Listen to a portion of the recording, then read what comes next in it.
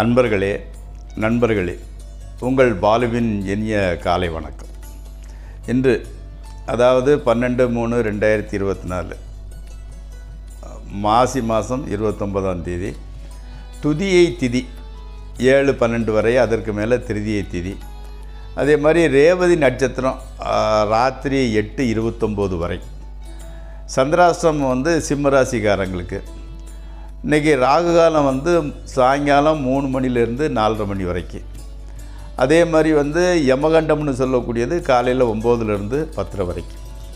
இப்போது நல்ல நேரம் காலையில் 7:30லேருந்து 8:30 வரைக்கும். அதே மாதிரி சாயங்காலம் 4:30லேருந்து 5:30 வரைக்கும். நீங்கள் போட வேண்டிய கலர் சிவப்பு. போடக்கூடாத கலர் அதாவது என்ன சொல்லுவாங்கன்னா டார்க் அண்ட் ஷேடோ. அதாவது இந்த ஜீன்ஸ்லாம் வரும் இல்லையா, கொஞ்சம் டார்க்காக இருக்கும், பாதி இது வெளிரி போனது மாதிரி இருக்கும் இல்லையா, அந்த மாதிரி கலரு போடுறது சற்று போடுறதை தவிருங்கள். பேண்ட்டு கணக்கில் வராது. அதே மாதிரி நீங்கள் சாப்பிட வேண்டிய ஐட்டம் புதினா சாப்பிட்டா ரொம்ப நல்லது. அல்லது பிரசாதம் மாதிரி இந்த துளசி 4-5 துளசியிலே காலையிலே சாப்பிட்டோம்னா நம்ம மனம் அமைதி பெறும். ஓகே நண்பர்களே, நேற்று ஜோதிட பாடத்தில் அந்த 12 ராசிகளை பற்றி சொன்னேன். அதே மாதிரி இன்றைக்கி கூட அதனோட தொடர்ச்சியாக சொல்கிறேன். இப்போ நெருப்பு ராசின்னு சொல்லுவாங்க. நெருப்பு ராசி, பூமி ராசி, காற்று ராசி, ஜலராசின்னு சொல்லுவாங்க. இப்போ முதல் ராசி நெருப்பு ராசி. இப்போ மேசம், சிம்மம், தனுசு இதெல்லாம் ஃபயரி சைன், அதாவது நெருப்பு ராசின்னு சொல்லுவாங்க. அதே மாதிரி ரெண்டாவது ரிஷபம், கன்னி, மகரம், இந்த ரெண்டையும் எப்படின்னா பூமி ராசின்னு சொல்லுவாங்க. அதாவது பூமியை மாதிரி பொறுமைசாலி அப்படின்னு சொல்லுவாங்க. மூணாவது மிதுனம், துலாம், கும்பம், இதை வாயு ராசின்னு சொல்லுவாங்க, காற்று ராசின்னு சொல்லுவாங்க. அதாவது மனம் அலைபாயக்கூடிய ஒரு கெப்பாசிட்டி உள்ளது. அதே மாதிரி கடகம், விருச்சகம், மீனம், இந்த 3 ராசியை ஜலராசின்னு சொல்லுவாங்க. இப்போது நிறைய பேர் வெளிநாட்டுக்கு போனோம் வெளிநாட்டு யோகம் இருக்குதா பாருங்கள் அப்படின்னு சொல்லுவாங்க இல்லையா. அப்போ அந்த லக்னத்துக்கு உண்டான கிரகமும் அந்த தொழில் சாணத்துக்கு உண்டான கிரகமும் இந்த ஜலராசியோட லிங்கு இருந்தால்தான் கடல் கடந்து போக முடியும். அதுதான் ஜலராசின்னு சொல்லுவாங்க. அப்போ நெருப்பு ராசி, பூமி ராசி, வாயு ராசி, அதாவது காற்று ராசி, கடைசியில் ஜலராசின்னு சொல்லுவாங்க. இந்த 4ஆக பிரிச்சிடணும். அப்போது நேற்று சொன்னபடி சரம், சிரமம், உபயம்னு சொல்கிறது, அப்புறம் ஆண் ராசி, பெண் ராசின்னு சொல்கிறது.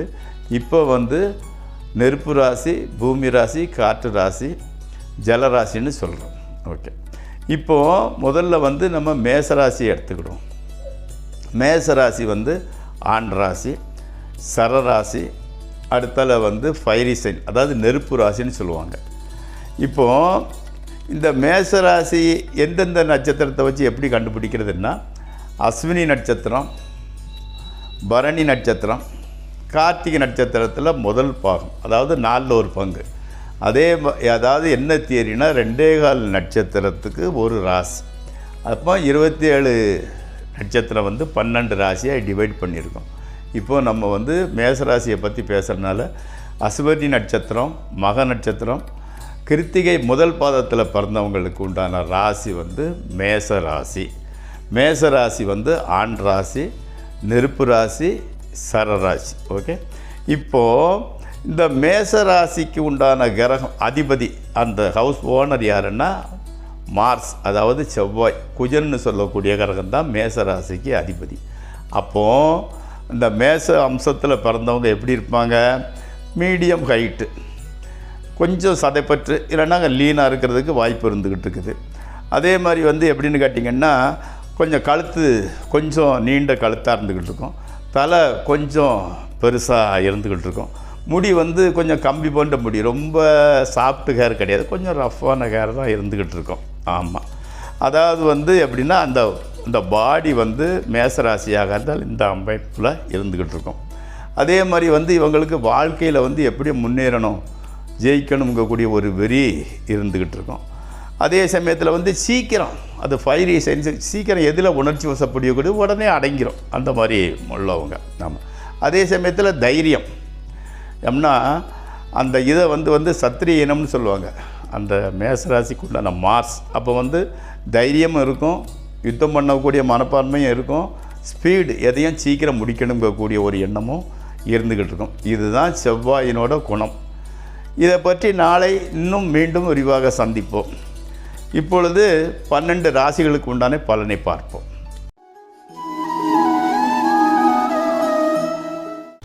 இப்பொழுது 12 ராசிகளுக்கு உண்டான பலனை பார்ப்போம். முதலில் மேசராசி. நட்பு வட்டாரம் ரொம்ப ஜாஸ்தியாகிட்டே போகுது. இரும்பு, ஆயில், ஃபர்னிச்சர் துறையில் உள்ளவங்களுக்கு, சம்மந்தப்பட்ட துறையில் உள்ளவங்களுக்கு நல்ல லாபம் கிடைக்கிறது.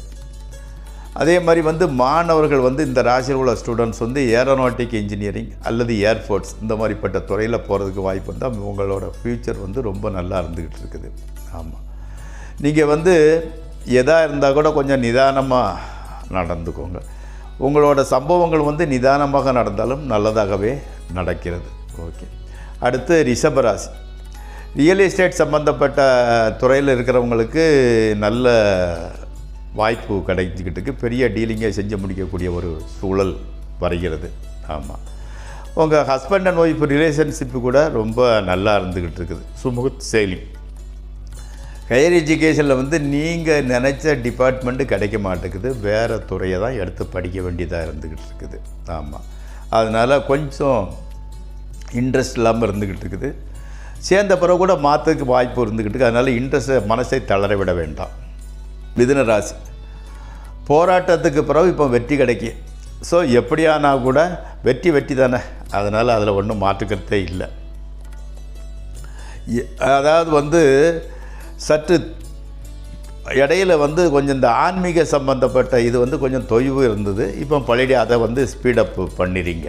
ஆமாம், இந்த உடம்பில் தான் கொஞ்சம் பிரச்சனைக்கு ஒரு தடவை செக்கப் பண்ணிக்கிட்டிங்கன்னா நல்லது நடக்கும். வரவுக்கேற்ற செலவு பெரிய அளவுக்கு ஒன்றும் செலவும் இல்லை, பெரிய அளவுக்கு வருமானம் இல்லை, ஈக்குவலாக போய்கிட்டு இருக்குது. ஆமாம், அந்த ஸ்கின் அலர்ஜி தான் கொஞ்சம் வாய்ப்பு இருந்துக்கிட்டு இருக்குது. அப்போ நல்ல சோப்பை உபயோகப்படுத்துங்க, நல்ல தண்ணியை உபயோகப்படுத்துங்க. அடுத்து கடகராசி. அதே மாதிரி தம்பி அவங்கள தம்பி அல்லது தங்கச்சி அவங்கள உங்களுக்கு சப்போர்ட்டிவான ஃபோனில் பேசும்போது ரொம்ப சப்போர்ட்டிவாக பேசுகிறாங்க. அதே மாதிரி ஹஸ்பண்ட் அண்ட் ஒய்ஃபு கொஞ்சம் செப்பரேஷன், பிரிந்திருக்க வேண்டிய ஒரு சூழ்நிலை இருந்துக்கிட்டு இருக்குது. கல்யாணம் ஆகாதவங்களுக்கு இன்னும் மேரேஜ் செட் ஆகலை, அது கொஞ்சம் டிலே ஆகிட்டே போகுது. உத்தியோகத்தில் இருக்கிறவங்களுக்கு நல்ல பேர் கிடைக்குது. ஆமாம், வாகனம் வாங்கணும்னு நினச்சி லோனு கேட்டிருந்தீங்க, அது இன்னும் கிடைக்கல. ஆமாம், உங்கள் நண்பரோட கொஞ்சம் கருத்து வேறுபாடு, சின்ன கருத்து வேறுபாடு இருந்துக்கிட்டு இருக்குது. அடுத்து சிம்மராசி. இந்த ஈகோ பிரச்சனை தான் உங்களுக்கும் மனைவிக்கும் உண்டான மெயின் காரணம். அதை பிரச்சனையை எதிர்ந்தால் அதை தீர்க்கிறது சுலபம் இல்லையா? ஆமாம், அதே மாதிரி எப்படின்னா வாகனத்தை சர்வீஸுக்கு விட்டுட்டு வேறு ஓலோலையோ வேறு இதுலையோ நீங்கள் வீட்டுக்கு வர்றீங்க. ஆமாம், ப்ரைமரி எஜுகேஷனில் உள்ள குழந்தைகள் சரியாக படிக்கிறது இல்லை. ஆமாம், அதே மாதிரி பணப்பிரச்சனைக்கு மட்டும் பெரிய அளவு குறைவில்லை. என்னென்னா வீட்டுக்குள்ளே உங்களுக்கு டென்ஷன் வந்துடுது. அதுதான் மாற்றிக்கோங்க. எதையும் அவங்க சொல்கிறத நீங்கள் கவனிச்சிங்கன்னாலே பிரச்சனை பாதி சால்வ் ஆகிடுது. அடுத்து கன்னியாராசி. ஆண் குழந்தை இல்லாதவங்களுக்கு ஆண் குழந்தை கண்டிப்பாக பிறக்குது. ஆமாம், வேண்டாத செலவினங்கள் கடன் வாங்க வேண்டிய சூழ்நிலை வருது.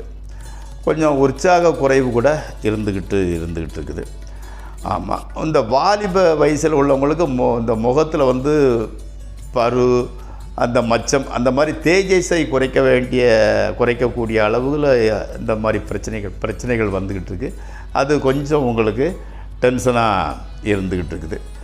உத்தியோகத்தில் இருக்கிறவங்களுக்கு கூட சுப்பீரியர்ஸோட சின்ன பிரச்சனை, மேலதிகாரிகளோட கொஞ்சம் பிரச்சனை இருந்துக்கிட்டு இருக்குது. ஆமாம், இப்போ துலா ராசிக்கு போவோம். அதே மாதிரி காலம் எப்படி போய்கிட்டு இருக்குன்னா உங்கள் காதலர்கள் நீங்கள் தம்பதிகளாக மாறுறதுக்கு உண்டான ஒரு சூழ்நிலை வந்துடுச்சு. மனைவி மூலம் பொருள் வரவு இருந்துக்கிட்டு இருக்கு. அவங்க வேலை சம்பாதிச்சு கொடுக்குறாங்களோ அல்லது அவங்க அப்பா ஏதாவது தோட்டங்கிட்ட வச்சுருந்து அதிலிருந்து வரதில் கொஞ்சம் கொடுக்குறாங்களோ தெரியாது. மனைவி மூலம் பொருள் வரவு. ஆமாம், குடும்பம் சந்தோஷமாக தான் இருந்துக்கிட்டு இருக்கிறீங்க. ஆமாம், அதிர்ஷ்டகரமான போக்கு தான் இன்னும் சொல்லலாம். அதே மாதிரி மாணவர்களுக்கு வந்து எஜுகேஷன் வந்து பரவாயில்லை. விவசாயம் செய்கிறவங்களுக்கு நல்ல விளைச்சல் ஈல்டு நல்லா வந்திருக்குது. அதே மாதிரி வந்து அந்த ஆர்கியூமெண்ட் வாக்குவாதம்னு சொல்லுவாங்க இல்லையா, அதில் வந்து வெற்றி ஜெயிக்கிறீங்க. ஃபைனான்ஸ் ரொட்டேஷன் கூட உங்களுக்கு நல்லா இருந்துக்கிட்டு இருக்குது. ஸோ இன்றைய நாள் துளாராசிக்காரங்க நன்றாகவே நடக்கிறது. அடுத்து விருச்சிக ராசி. அதே மாதிரி வந்து சகோதரர்களுக்கு வேலை கிடைக்குது. நீண்ட முயற்சிக்கு பிறகு ஒரு நல்ல வீடு உங்களுக்கு வீட்டில் தான் பிரச்சனை, வீடு சரியான வீடு செட் ஆகலை. ரொம்ப ட்ரை பண்ணி இப்போ நல்ல வீடு ஒன்று கிடைக்கிது. அடுத்தால வந்து விளையாட்டுத் துறையில் உள்ளவங்களுக்கு வேறு ஒரு ஊருக்கு போய் விளையாட வேண்டிய ஒரு சூழலை வருது. கணவன் மனைவி ஓகே நல்லா இருந்துக்கிட்டு இருக்குது.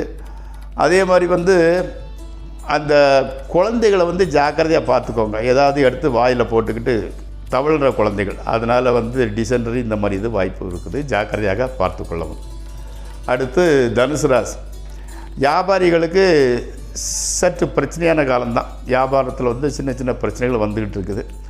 உத்தியோகத்தில் உள்ளவங்களுக்கு வந்து வார்னிங், அதாவது எச்சரிக்கை. அவங்க சுப்பீரியர்ஸ் நீ அப்படி செல்லணும் வேலையை விட்டா அது இதுங்கிற மாதிரி சொல்கிறாரு. மத்திய வயசில் உள்ளவங்களுக்கு வந்து யூரினல் ப்ராப்ளம் வர்றதுக்கு வாய்ப்பு இருந்துக்கிட்டு இருக்குது. அதனால் வந்து சுத்தமான தண்ணி சுடுதண்ணியை குடித்து பழகிக்கோங்க. ஆமாம், புதிதாக திருமணமானவங்களுக்கு திருமண வாழ்க்கை நல்லா இருந்துக்கிட்டு இருக்குது. அதில் எந்த பிரச்சனையும் இல்லை. அடுத்து மகர ராசி.